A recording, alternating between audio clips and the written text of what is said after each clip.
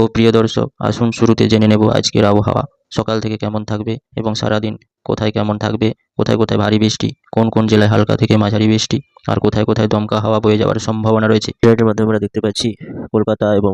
খুলনা, বরিশাল এইসব উপকূলবর্তী জেলাগুলোতে এক ভয়ানক সতর্কবার্তা রয়েছে। আপাতত দপ্তর সূত্রে জানানো হচ্ছে উত্তরবঙ্গের বিভিন্ন জেলাগুলোতে এক নতুন ভয়ানক সতর্কবার্তা রয়েছে এবং পুজোর মধ্যে বিভিন্ন জেলাগুলোতে নতুন করে এক সতর্কবার্তা জারি করলো আবহাওয়া দপ্তর সূত্রে। আবহাওয়া দপ্তর সূত্রে জানানো হচ্ছে উপকূলবর্তী জেলাগুলো যেমন কলকাতা এবং হাওড়া, হুগলি, উত্তর চব্বিশ পরগনা, দক্ষিণ চব্বিশ পরগনা, খড়গপুর, পূর্ব মেদিনীপুর সহ সুন্দরবন এবং হলদিবাড়ি, খুলনা, বরিশাল, বগুড়া এইসব জেলাগুলোতে আজ থেকে আরও করে ঠান্ডা পড়ার সম্ভাবনা রয়েছে এবং কক্সবাজার